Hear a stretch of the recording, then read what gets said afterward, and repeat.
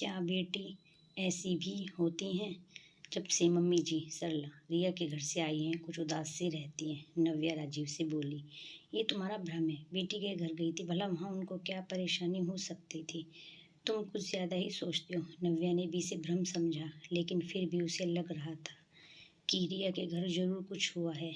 नहीं तो जो मम्मी जी हर वक्त हंसती मुस्कुराती रहती थी, रिया के घर से आने के बाद उनकी वो हंसी गायब थी। कुछ दिन पहले रिया बच्चों को लेकर मायके आई थी।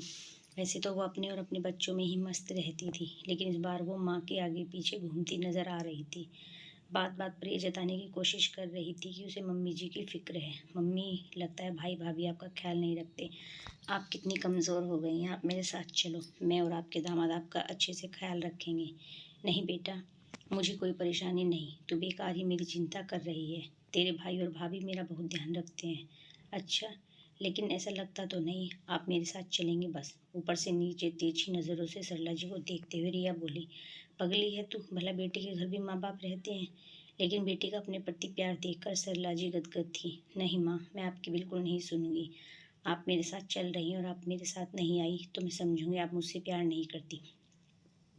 माँ, अगर वो आपको अपने साथ ले जाना चाहती है तो कुछ दिन चले जाइए।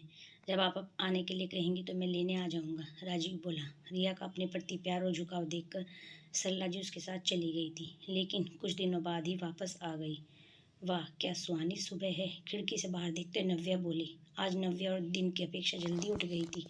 उसने देखा सासू माँ बालकनी में उदास सी पता नहीं क्या सोच रही हैं। आज उसने सोच लिया था कि मम्मी जी से उनकी उदासी का कारण जरूर पता करके रहेगी। इतवार था, इसलिए राजीव और बच्चों के लिए नाश्ता और लंच बनाने की जल्दी भी नहीं थी। उसने 2 कप चाय बनाई और बालकनी में आ गई। मम्मी जी चाय। सरला जी चुपचाप चाय पीने लगी। मम्मी जी, कोई परेशानी है? जब से आप रिया के घर से आई हैं बहुत चुप चुप रहने लगी हैं। जरूर वहाँ कुछ हुआ है। बहू, तुमसे क्या कहूँ, अभी तक मैं ही समझ नहीं पाई कि वो सपना था या भ्रम। ऐसा क्या हुआ मम्मी जी? नव्या चिंतित होते हुए बोली। बहू, पहले पहले तो रिया का व्यवहार बहुत अच्छा रहा, लेकिन फिर वो घर खर्च और दामाद जी की कमाई का रोना लेकर बैठ जाती। एक दिन बोली, अमर अपना बिजनेस करना चाहते हैं, लेकिन पैसों की कमी पड़ रही है, इसलिए मैं उसकी मदद कर दूं। बेटी परेशान है, एक माँ कैसे देख सकती है, इसलिए मैंने दामाद जी की मदद के लिए हामी भर दी। कुछ दिन बाद मैं पैसे की बात करने के लिए रिया के कमरे में गई। जैसे ही दरवाजे तक पहुंची, दामाद जी की आवाज़ सुनाई दी। तुम्हारी माँ तो पागल है। अच्छा हो तुम उन्हें यहाँ ले आई, नहीं तो वो सारा पैसा तुम्हारे भाई को दे देती। उनके यहाँ आने से मुझे भी घर के कामों से छुटकारा मिल गया। रिया बोली, तुम अपनी माँ से ज़्यादा प्रॉपर्टी अपने नाम करवा देना। जब तक वो तुम्हारे नाम आधी प्रॉपर्टी न कर ले, तब तक ऐसे ही उन्हें अपने दुखड़े सुनाती रहो। आखिर बेटी का दर्द माँ नहीं समझेगी तो कौन समझेगा?